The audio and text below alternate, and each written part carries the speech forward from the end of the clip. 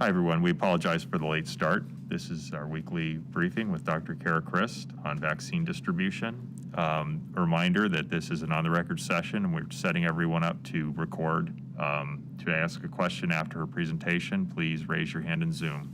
And with that, I'll turn it over to Dr. Christ.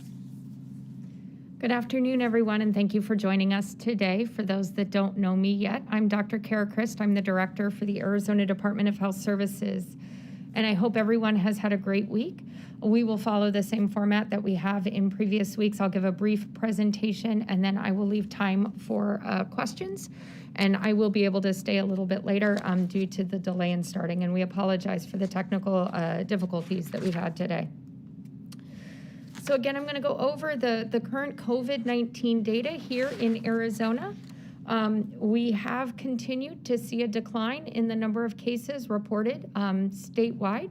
And so you can see that for the past 7 to 8 weeks, we have seen a significant decline in the number of cases. From a statewide perspective, we're also seeing that same continued decline in our hospital usage and our COVID-like illness metrics that we monitor, and you can find all of that on our dashboard at azgov or azhealth.gov. Again, this is our epi curve, which shows the number of cases per day by collection date of their specimen, along with the mitigation strategies that have been overlaid. This will be updated after this week. You'll see new mitigation strategies that are put into place. But you can see that those mitigation strategies that are in red were currently in place. And then those that are in black are key dates that have impacted specific phases of the pandemic. This is a little bit different than the data that we portray on our summary slide. This is the percent positivity of the total tests performed in Arizona. The dark gray bars are those that are tests that have been performed in unique Arizonans. We've had to date about 3.7 million unique Arizonans, so about half of all Arizonans have had a COVID test. The light gray bars are those that are done in repeat Arizonans, and you can see that over the last several weeks we've seen a continued decline in our percent positivity, with this week currently at 3.9%, indicating that our community transmission is decreasing for COVID-19. All of these are very good signs that we continue to monitor.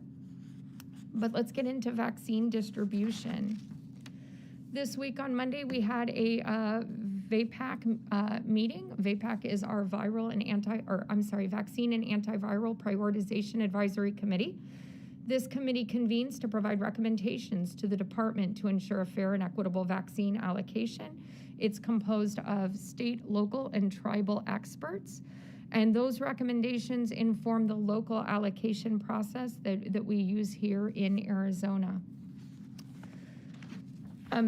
As we entered into VAPAC this week, we had counties that were in various phases throughout Arizona. We had some that were still in the priority phase 1B. One county that had not moved to vaccinating over 65 and above. We had counties that had moved into the full phase of 1B, as well as 2 counties that had moved into phase 1C. And so as we look at our previous prioritization, those circled are what are considered our prioritized 1B.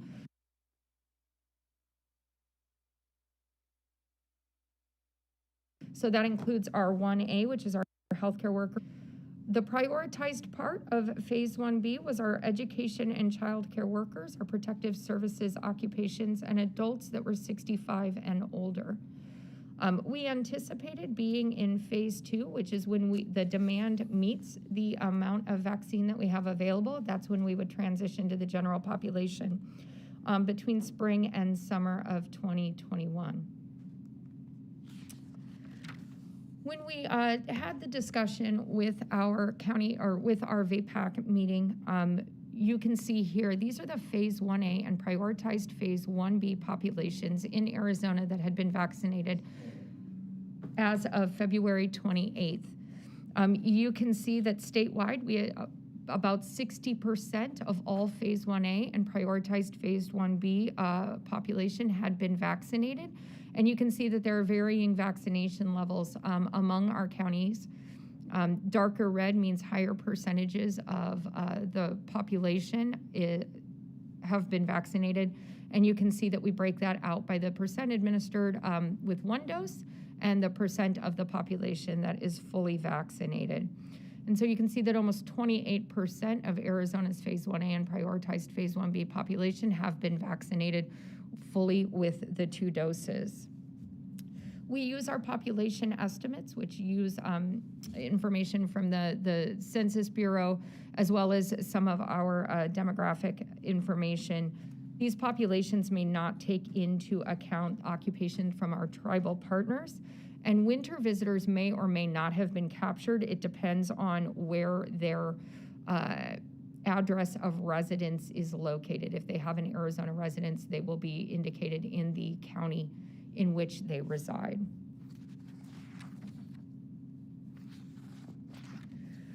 Then we took a look at individuals who were 65 years and older that had been vaccinated. And again, darker red means a higher percentage of those that have been vaccinated. This is broken down by county, but you can see for Arizona on a whole, we were at about 52.5% of our 65 and older population receiving at least 1 dose of vaccine, with about 19% of them fully vaccinated. And again, those same estimate issues apply here as well. We are using population estimates to determine the percent of the population that has been administered. Looking at the age group for the 55 to 64-year-olds, and this is really important as we go into the next slides, but we wanted to see how much of that population had already been vaccinated, either being part of the 1A or the 1B prioritized population based on their profession or high risk. And you can see that throughout the state, about 16.4% of individuals aged 55 to 64 have been vaccinated with at least 1 dose. And so a good percentage of that population has been started to get vaccinated, which is really important as we look at data that was presented by the Centers for Disease Control and Prevention. So we know that your risk for severe outcomes of COVID-19, including infection, hospitalization, and rate, increase with your age group. And so you can see that we knew that the 65-year and above had a significant increase in the hospitalizations and deaths. But when you look at the 55 to 64-year-olds, they are still 25 times more likely to be hospitalized and 400 times more likely to die when compared to their younger counterparts. When you look at Arizona-specific data, those Arizonans that are in our 55 and older group include a majority of those with high-risk conditions and severe COVID-19 outcomes. So 65% of our hospitalizations in Arizona have occurred in those that are 55 and above, but 90% of the deaths have been in that age group in Arizona. And so a recommendation was made to adopt a hybrid prioritization model for Arizona to cover high-risk populations and our frontline workers. Some states, as we've been watching, have moved to a truly age-based prioritization. We still wanted to make sure in Arizona here that we were covering our frontline essential workers as defined by ACIP and CDC, because we know that they have to interact with the public every day, and these are positions that are critical for the community to continue. These would be our grocery store workers, our agriculture, our food. And so we wanted to make sure that they had an opportunity to still get vaccinated while we moved through an age-based prioritization. And I'll walk you through a little bit more about what that age-based prioritization is. But as we looked at the math based on the number of doses that we are currently getting as a baseline, we broke down the remaining populations for each of those age categories to determine how much of the total Arizona population with high-risk conditions would be covered when we included that age group.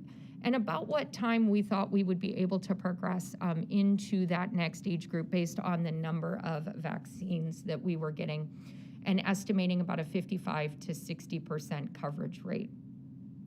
And so you can see that when we add 55 to 64, we're catching about 60% of all Arizonans who have a high-risk condition when we include that age group.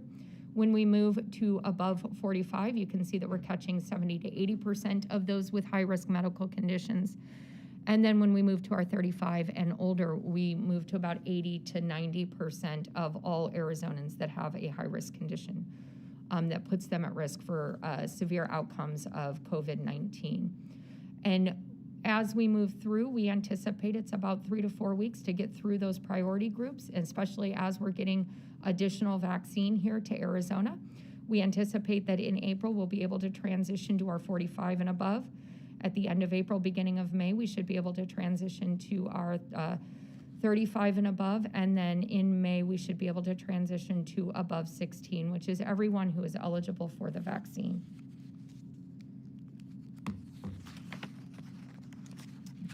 So for the age-based prioritization, what we worked through with VAPAC is that the state would move to the next age group. It could move earlier if the state reached 50 to 60% of the current age group vaccinated. The age group applies to state pods, the pharmacies and the FQHCs that are participating in the CDC Federal Pharmacy Partnership Program, or the Retail Partnership Program. And counties are able to move earlier if they reach 50 to 60% of their age category that's vaccinated, or if their demand slows down.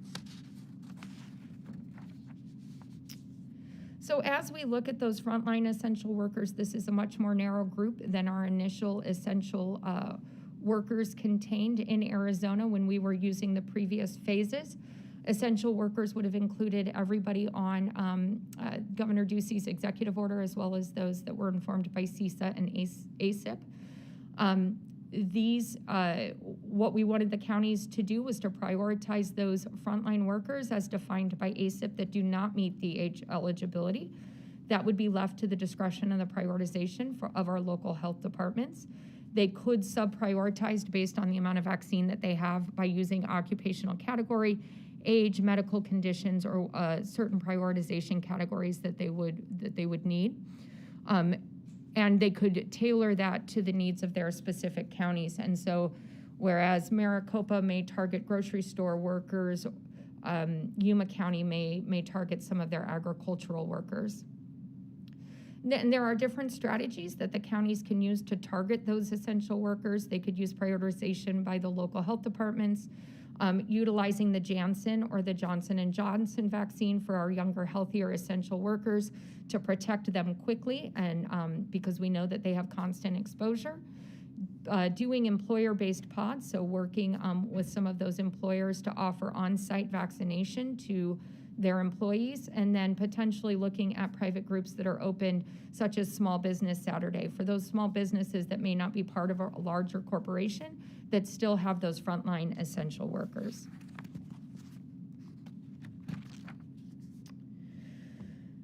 So for the definition of frontline essential workers, they are defined by ACIP as a subset of essential workers, and these are the ones that are at highest risk for work-related exposure because their duties require them to be face-to-face with the public less than 6 feet or their coworkers. And so these ACIP examples include some that we've already covered, such as our first responders, correctional officers, our education and child care, but then it also includes food and agricultural services, the United States Postal Service, manufacturing, grocery store, and public transit.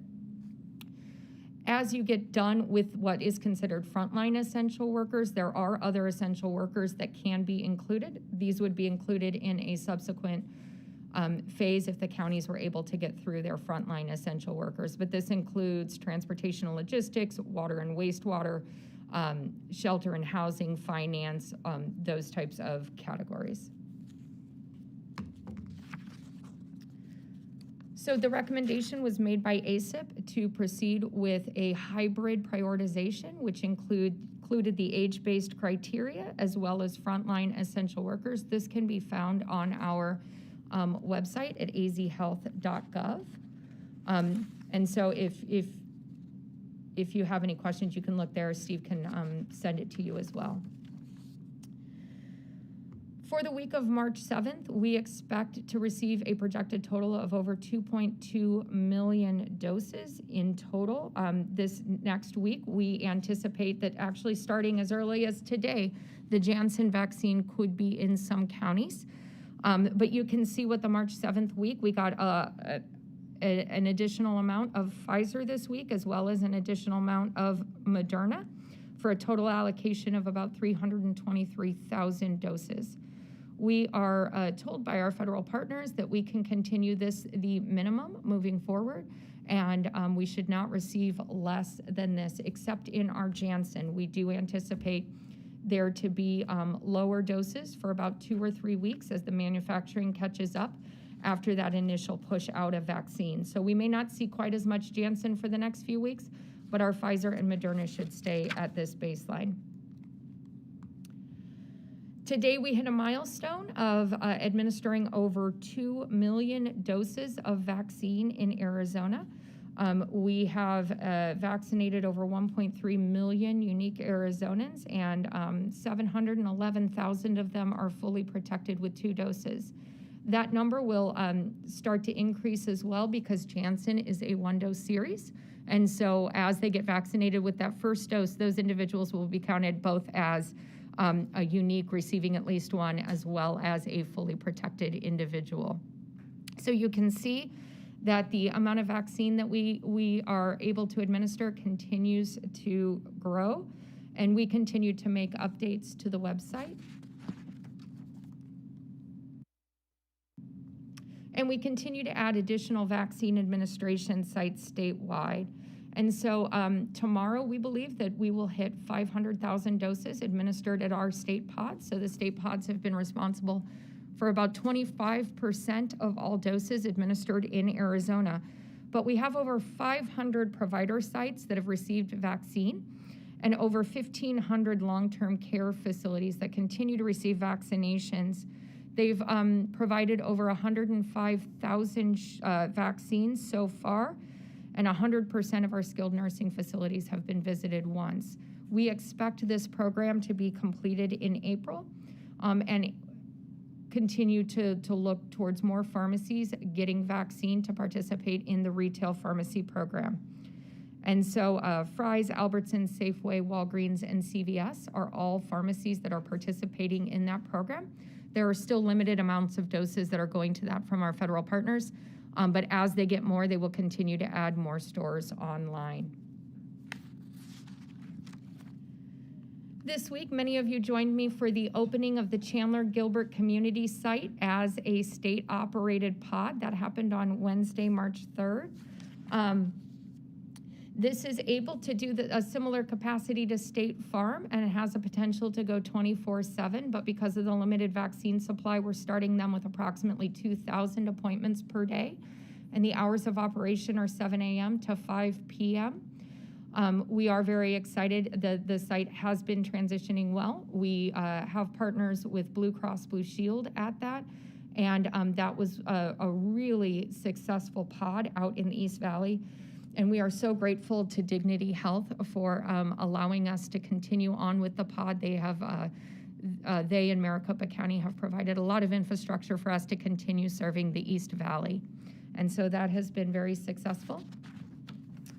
We continue with our projects on targeted communication. So we are still piloting our high-intensity targeted messaging campaign to the 85009 zip code. A couple of weeks ago, we held 2 teletown halls, one in Spanish and one in English. We will be repeating that for the 85009 zip code this week or next week on March 9th and March 11th. And again, that includes a targeted social media effort using assets that have been translated both in English and Spanish and resonate with the community. We are also placing yard signs and community messaging such as bus stops and billboards, and we're targeting vaccine registration and transportation as a pilot in that 85009 So it's estimated that about 4,000 individuals that are over the age of 65 live in that zip code. We have been actively calling and going door to door to offer to register them for vaccination, as well as provide transportation to the Phoenix Municipal vaccine sites so that they can get vaccinated. So far, we've had about 151 individuals take us up on that. Those efforts will continue, and the vaccination events will happen next week at Phoenix Municipal Stadium. Some exciting announcements this week. Governor Ducey issued Executive Order 2021-04. This was issued on Wednesday. This required the department to update our school guidance to be consistent with the CDC's updated guidance, and requires schools to return to in-person learning by March 15th or upon return of spring break. Our school benchmarks are now aligned with CDC's transmission categories, and we will update these weekly on Thursdays using the previous week's data. So this is going to be a change from the previous benchmarks that we had been using.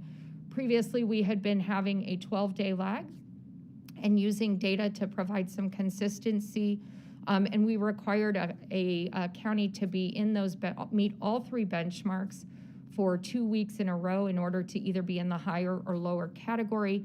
There are only two benchmarks. It's case rate and percent positivity, and it will be based on the weekly data of the week just prior. So it will reflect more recent data and will be updated weekly, and it only requires it to be in that transmission category that week in order to account for that transmission category.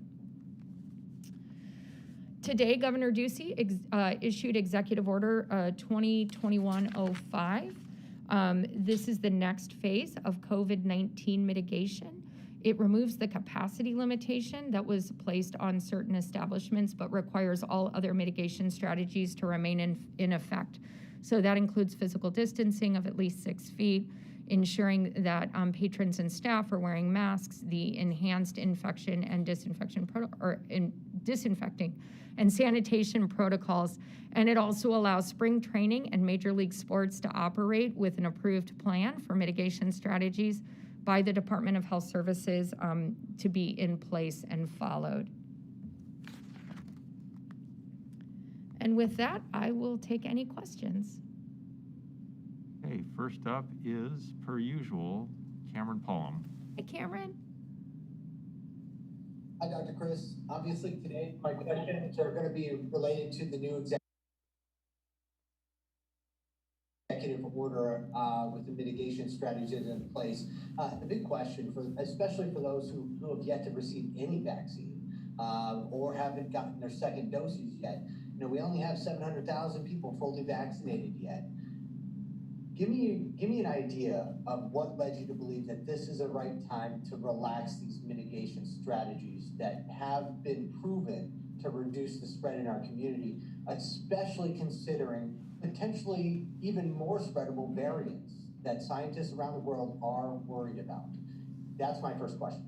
Yeah, thanks, Cameron. That's a great question. And so as we look at our data, we've seen that our data has been trending in the right direction for quite a number of weeks now. When you look at our total percent positivity, we are below 5%, which for percent positivity puts you in the minimal category, as well as our COVID-like illness metric has gone down significantly. We are keeping all mitigation strategies in place except the occupancy requirement. And so that had restaurants at 50%, that had movie theaters at 50%, it had gyms at, I believe, 25%. And what we've identified is as long as people are maintaining that 6 feet of distance and staying distanced and wearing masks at all times, except when actively eating or drinking, we felt with the current community transmission that we could reduce those, just the occupation or the occupancy requirements that had been put into place. Restaurants have gotten very good about making sure that people are physically distanced and requiring the mask use. So we wanted to be able to lift that portion of the strategy. I have to tell you, a lot of people on social media are already celebrating this as like the end of COVID, and they're saying now remove the mask mandates. So does this send the right message to the large population who didn't want to see any mitigation in the first place, and now a lot of that population is taking this as this is over, do what you want? So yeah, that brings up a really good point, and we are not out of the woods yet. I mean, we are seeing positive trends. We are increasing our vaccine administration, but we still need Arizonans to take those same precautions, which are remaining 6 feet away from people you do not live with, wearing a mask whenever you are with people you do not live with, and then making sure that you're washing your hands and that you're staying home when you're sick. But what we saw when we saw this most recent spike back in December and January, it wasn't necessarily the establishments or the occupancy limits that had an impact. It was those people gathering in those small private settings where people were letting the masking and the physical distancing down. And so it's a great reminder that we can't let that down. But being able to lift this for our businesses as we are seeing improved metrics is a key step forward. My last question is regarding the sports venues. So obviously that's a big question. What will that mean as far as capacity with sports venues? Some of these are 50,000 seat arenas. So does that mean, if you're doing social distancing, what capacity does that truly mean? So we've been working very closely with our sports teams, and I can give you an example. We've been working very closely with the Diamondbacks on their mitigation strategy and plan. And so, when you look at their mitigation strategy, so they are going to require and enforce the use of masks. They are going to do seating pods that seat groups, small groups together with a minimum of 6 feet in between groups.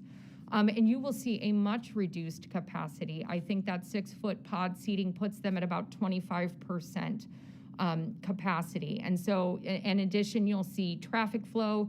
They've added touchless interactions between their staff and patrons. And so you'll see a different environment at those, but we'll be able to bring people back to Major League Baseball. Thank you. You're welcome. Next up is Josh Sanders. Hi, Josh. Hey, Dr. Chris. A couple questions for you. First one, not executive order related. Okay. So, 76% of Arizonans are not vaccinated at state-run sites. Should the state allocate more vaccine to the counties?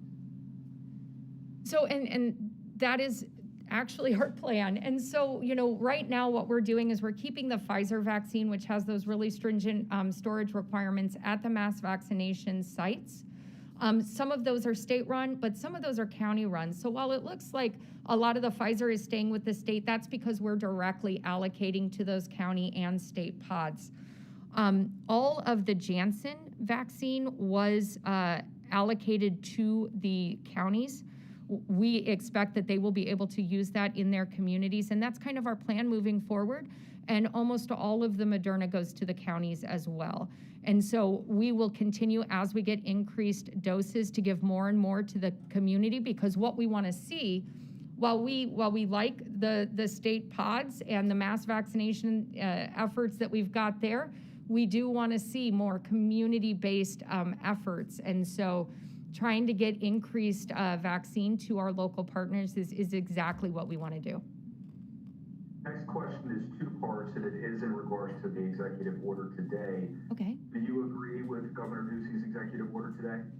So I agree that keeping the mask mandates and the physical distancing in place is an extremely effective way to slow the transmission of COVID-19, and reducing the occupancy, which was, we were trying to reduce the occupancy to make sure that physical distancing was established. What we've found is that there are instances where you can be 6 feet apart, but maybe be able to get a little bit more capacity in there. And so, yes, we are in agreement with the executive order. 5 million Arizonans have yet to be vaccinated, so why do you think this is the time to lift those capacity limits? Yeah, so all of the other mitigation strategies remain in place, which are, proven to slow the transmission. So mask use, the physical distancing, the increased hand washing. We will continue to accelerate our vaccine administration efforts. And so as we've got reduced transmission in the community, we wanted to make sure that we were taking appropriate steps forward. Now, this is not a return to normal. It's just going to take the capacity limits off of those establishments. Last question. I spoke to a small business owner, restaurant owner in downtown Phoenix who says this is just purely political. There's no way for their restaurant to operate at full capacity and still have those 6 feet in between, their people. Will Humble says the former mitigation requirements were just on paper as well, and that you and the governor are just finally acknowledging through this executive order. I realize this isn't your executive order, but that the governor is acknowledging that the mitigation efforts or requirements when it comes to reduced capacity weren't really being enforced to begin with. What would you say to that?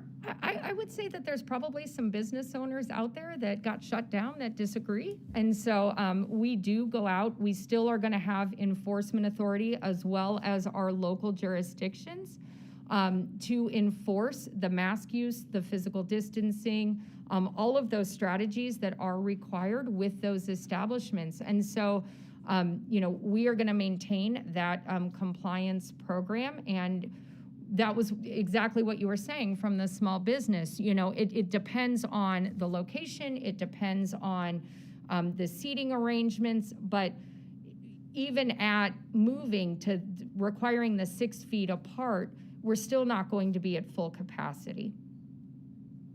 Thanks for your work, Dr. Chris. Appreciate it. Thank you. Next is Peter Seymour. Hi, Peter. Sorry, this is a weird mask. Hello, Dr. Chris. Good afternoon. So I wanted to ask a little bit more on the enforcements. Who's going to do the enforcements, and who was perhaps measuring the restaurants and these other establishments that, yes, you can be full capacity, and yes, there's still 6 feet available? I mean, was there a tape measure involved? I know it's a little tongue-in-cheek the way I'm asking this, but how was this all calculated? Yeah, so we will still continue to do the enforcement, as well as any local jurisdictions or cities that were also participating in enforcement or want to moving forward. And it depends on the establishment. So there are different ways that they can do that. They could move them 6 feet apart. If we got a complaint that they weren't, our surveyors would go out and potentially, could measure between tables. But if they went and they were seating every other table and every other table had been marked off, then visually that they would know that it was greater than 6 feet. So it's going to depend on the establishment and how they're implementing those protocols. There are certain requirements within movie theaters that will still be in effect to maintain that 6 feet of distance, but that is something that the surveyors would look for if that was the complaint. And also, did you talk about the governor with this executive order before he issued it a couple of hours ago? What kind of input did you give to this? So I work very closely with the governor's team on these mitigation strategies, and really felt that the mitigation strategies that we had outlined in our documents for each of those individual establishments could be maintained without the capacity limits. And so as long as we are requiring the 6 feet of physical distancing and the mask wearing and those other things that we've put in there, we felt comfortable. And so, I was working very closely with the governor's office on that.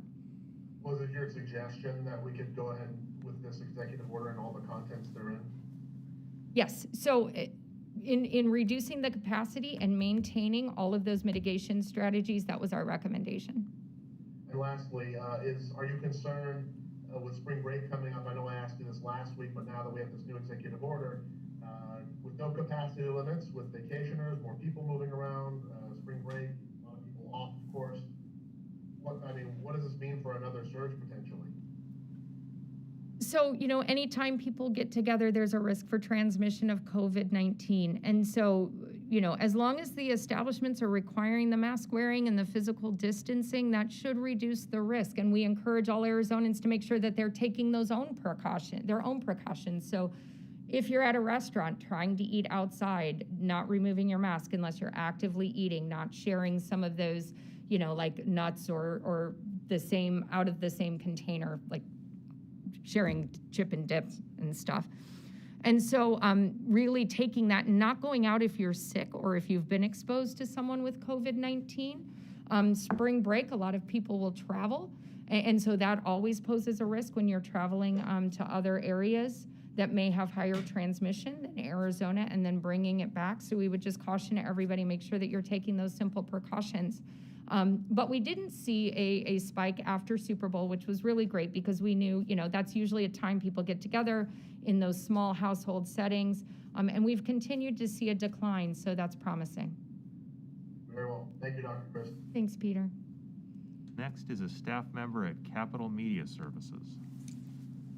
Hi, Howie. The entire staff of Capital Media Services. Hi. So no nachos for you and me sharing them? No, not right now. No. Okay. Got Okay. A couple of questions. I saw the list in the executive order, which includes bars that do dine-in service. But the original order also covered bars that are just bars. What changes for bars, or are they still closed? So the mitigation strategies are still in place. So they are still paused until we meet the criteria for them to potentially open. So bars that are providing dine-in services are able to open. So basically, bars that you have the bar stools, you have dancing, all that stuff, we still can't go there. So at this time, we still can't go there. As we continue to review the data, we'll see if that's one of those mitigations, strategies that will be able to eventually open, but they were closed until they were at 3% or below 3% positivity. Okay. Also, there's some legislation making its way through, got out of the House, in fact, to say that businesses can ignore mask mandates. Do you care to say what you think of such a law that would allow business to tell you what you could do with your mask mandate? I'm sure you're tired of our phrase, but we don't comment on pending legislation. But it's inherent to what your own orders are. I mean, essentially, this would undermine exactly what you're saying. No?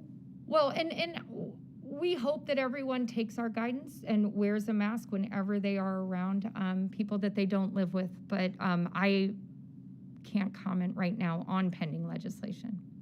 Oh, come on. Okay, one more. I'll give it a shot. And this sort of follows up on what one of my colleagues asked.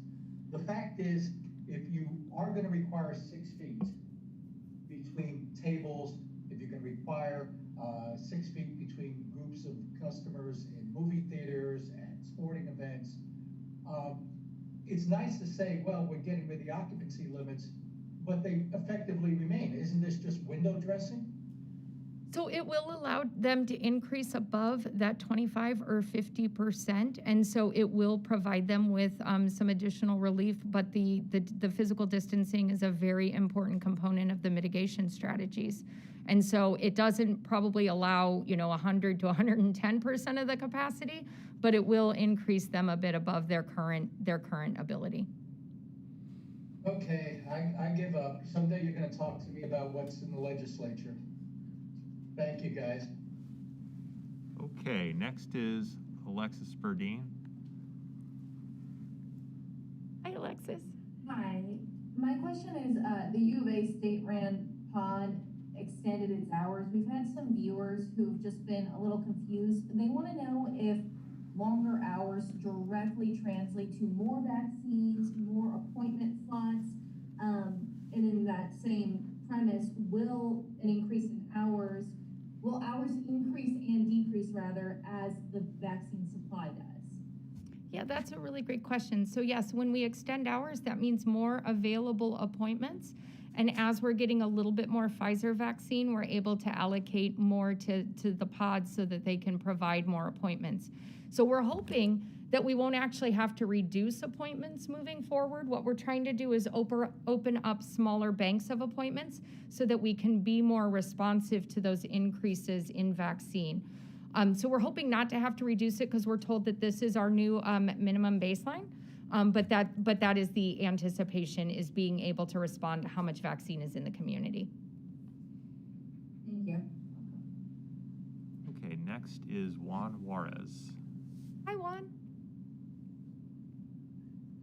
Hi there, good afternoon, doctor. Thank you for having this conference. So yeah, I just want to follow back on those businesses that now are going to reopen. I mean, a lot of us, we are in and around the community, so we've seen a lot of businesses that weren't really, following the rules, 100%. We saw, the different places that had maybe more than the capacity that was done. So are you concerned at all about a spike in cases? I mean, a lot of the population, the general population, especially the young population, that those go out more, than the other people, are possibly going to be in crowded environments even more now than ever, and then coming back maybe with their families and potentially causing more spread. So is it the right time really for this? I mean, are you jeopardizing perhaps all the progress that was made after the holiday break? Yeah, so we have made a lot of progress since the holiday break. And I think, with the physical distancing and the mask requirements, those are really important strategies for slowing the spread of COVID-19. We do go out and do enforcement, and this will be something that we continue to monitor. And so we would recommend, if people see establishment that's not complying with that, to report that to us so that we can go take a look. I think right now, as you look, if we keep those mitigation strategies in place, we can remove the occupancy. That's one step closer to getting us back to normal, although we're not there yet. And so we'll continue to monitor and make recommendations as we see, what each step does to our data.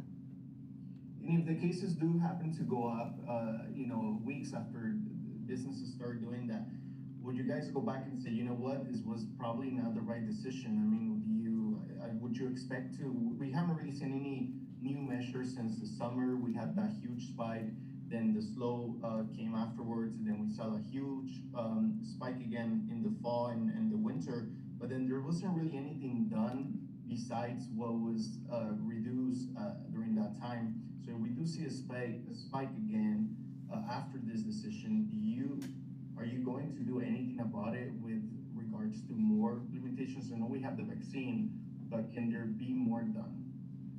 No, as you look at what other states are doing, so there are states that have done the entire gamut, and we know that masks and physical distancing and those strategies work. But even those that had put a ban on even outdoor dining, they still saw the same spike that we did. So it's really those personal behaviors and making sure that you're not letting your guard down with your mask and not getting too close to people that you don't live with.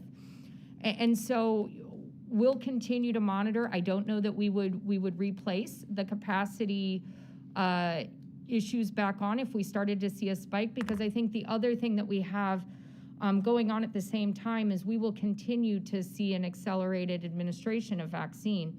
And hopefully by summer, as long as there's not any manufacturing or federal transport issues, we hope to have enough vaccine in the community for everyone who wants one. And so that's going to play a huge role in our mitigation as well. Okay, thank you. You're welcome. Thank you. Next, we have Bud Foster. Hi, Bud. Hello there, are you there? Yeah, I can hear you you. hear me? Yes. Okay, great. I'm very happy about that. And thank you very much for doing this. We really do appreciate it. The Pima County sent you a letter on Wednesday asking you about the testing funding. Pima County is going to end their free testing on March 16th if they don't get funding. You approved $14 million a couple of weeks ago. They have yet to see a penny of that. They haven't seen any money from you. So they're still using general fund money, and that will play a large part in their decision. Obviously, they don't want to do that, but they would like to know why you are withholding the funds. Yeah, so it's probably just a contractual issue. I would need to go in and see what was holding that up, because they should have the 14 million, but I'll check with the team and I'll have Steve follow back up with you, Bud. And then we are looking at finalizing the overall budget and looking to give the counties more funding on top of what they should have already gotten. So we'll look into that for you. Pima County says that it has vaccinated a lot more people than any other county, and they used the expensive PCR tests because they felt like it was the right thing to do, and they feel like they're being penalized for making that decision. Are they being penalized for making that decision and kind of forcing them into a corner where they have to think about maybe ending the free testing, which would set back, obviously, many of the gains they've already made? No, I hopefully they don't feel penalized. We are not penalizing them for making that decision. They have done a fantastic job with the testing. And so we enjoy working with our partners at the Pima County Health Department. We just don't have the ability to go back and reimburse, but we are looking for ways to continue the testing opportunities that Pima County has built, because we do think that they've been successful. But just like Pima County does, we have limited amounts of resources, and we're trying to allocate it fairly to all 15 counties. And so we take that into account, but we think they've done a fantastic job. They say that this money was allocated for this particular purpose for testing, but yet it's not being allocated at this point. They feel that they are being singled out. They don't feel like they're being singled out because it hasn't been sent to any county yet. Why hasn't it been sent to any county at this point? Yeah, so that would depend on where it was held up. There's several steps in the contract process, and so we'll look into that for you, but our goal is to get the money out to the counties as quickly as possible. And so just like you said, if it's happening to Pima, it's probably happening to other counties, so we'll take a look at that and see where it is. All right, thank you very much. You're welcome. Stephanie Innes. Hi, Stephanie. Hi, Dr. Christ. Thanks for taking our questions today. I just wanted to ask you about the state's new rollout plan. When are people in prisons going to get vaccinated? Is that something that the state is doing, or how is that being handled? Yeah, so we're working with the Department of Corrections right now on their plan, and so they will be implementing the age-based rollout as well, and that should start relatively soon. Oh, that's great. And then just one follow-up question to the age-based rollout. So does that mean the state is not doing any frontline vaccines anymore? So that's solely up to the counties? Is that right? So we will do, based on the way the pods are structured, it's very easy up for us to verify age and those types of things. So we felt for the mass vaccination pods, focusing on the age base would allow for that efficiency. The counties are able to do some of those local based. So like if you figure, Fry's Food has a large number of grocery store workers, but they also have a pharmacy and can receive vaccine. So Maricopa County and Pima County or other counties may work with Fry's to get them allocated vaccines so that they can vaccinate their employees. It would be strategies like that the counties really are the best experts on determining how to get that out. But we continue to look for strategies on how we can increase vaccines. So if we start to drop off, we know that we'll also pick up some of those essential workers as we move into the next age category. And so this was one of the fastest ways to get the people with those chronic medical conditions, but also those at highest risk, vaccinated. Okay, great, got it. And then the last thing is, did you look at any other states as models for this hybrid, or was it a recommendation from ACIP, or how did you come up with this?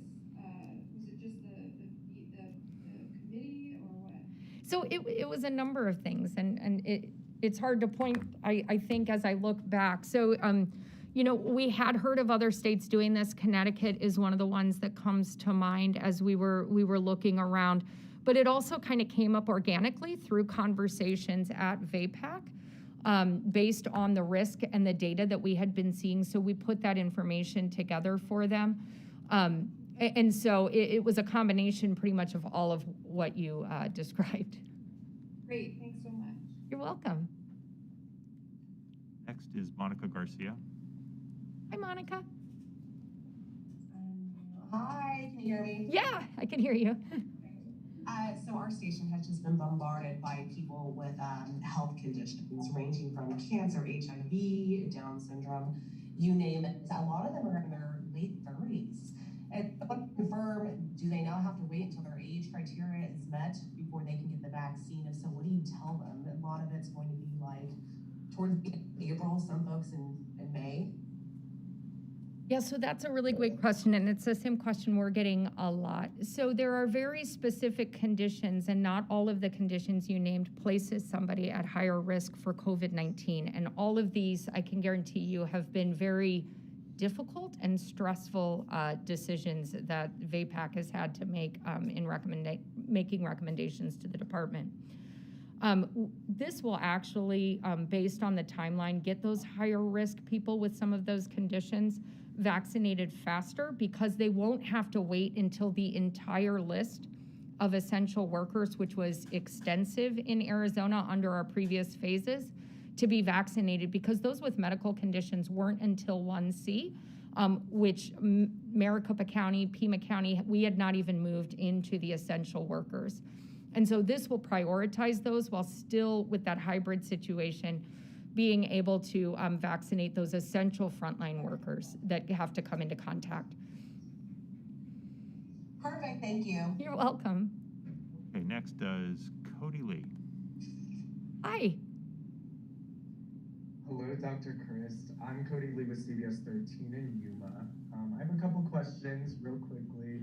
I know you mentioned that the Janssen J&J vaccine will go to counties and rural areas around the state, but as far as Yuma County specifically, what can you tell us? So I don't know that I have specifics on Yuma County using their Janssen for a specific population.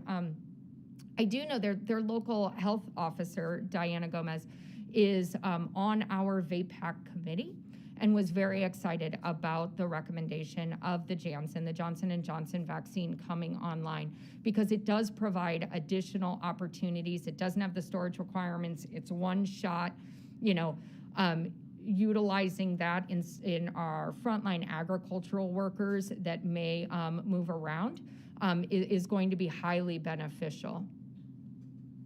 Right, yeah, that's exactly why I was asking about it. It definitely can be stored in less cool temperatures. So, and another question I have, my last question, is Yuma County, obviously along the southern border. So are migrants crossing the border able to be vaccinated, and will that affect residents who want to be vaccinated who live in Yuma County? So we don't require residency for vaccination in Arizona. Arizona is unique in the fact that we have, a high number of winter visitors in the winter from other parts of the country. We are a border state, so we know we have day workers that go back and forth. Plus, we have a huge agricultural community here in Arizona because of our weather, and we do get those migrant agricultural workers that come in for the season. And so we recommend that anybody who is eligible for vaccination to get vaccinated. All that does is it provides more protection in our community, because these people are going to be coming in and out of our community and are just at risk for bringing COVID-19 in or acquiring COVID-19 once they're in our communities, spreading it to others, or potentially needing a hospital bed. And so anybody who's in Arizona and meets the criteria for getting vaccinated would be eligible. And we would hope that that opportunity would be afforded to Arizonans in other places as well. All right, thank you so much, Dr. Chris. You're welcome. Our last question is from Rocio Hernandez. Rocio? Hey, good afternoon, Dr. Cara Christ. Can you hear me? I can. Okay, good. You just never know these days. I had a couple questions on the Johnson & Johnson vaccine and the executive order. On the Johnson vaccine, what amount, are all counties going to get the same amount? Like, is it going to be divided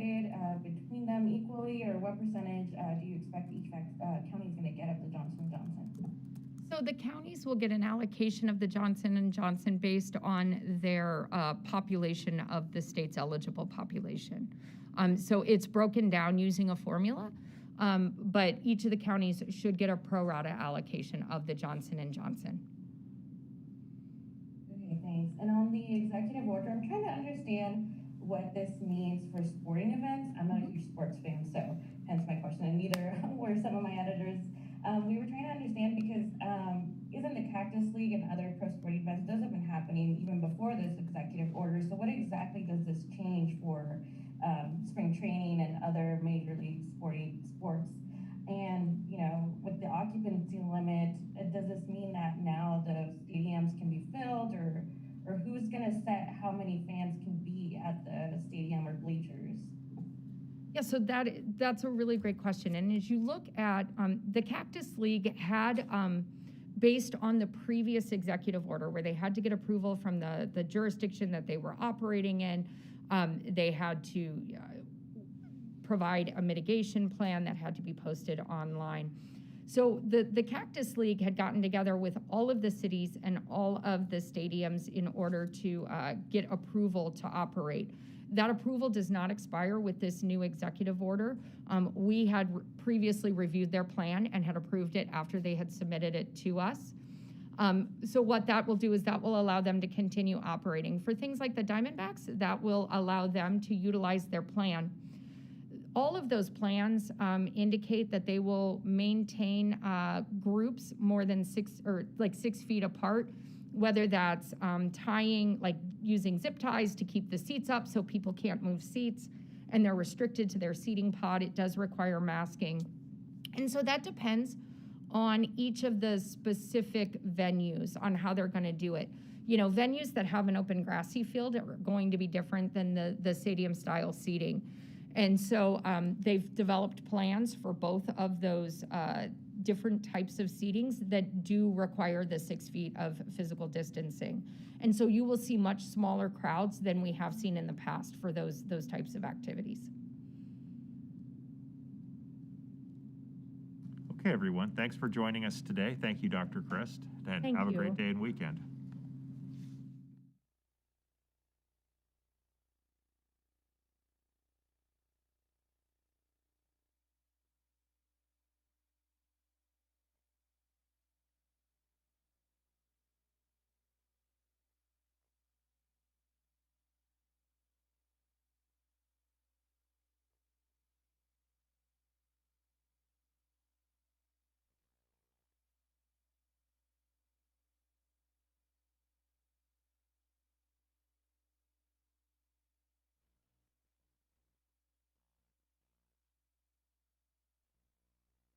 Hello, I'm Dr. Dennis McKenna. As always, I'm joined by Dr. Fred Venditti, our Hospital System General Director. Today is Thursday, March 4th, bringing you the update from Albany Med. All right, let's pop open the first graph. You can see currently in the capital region, there's 118 people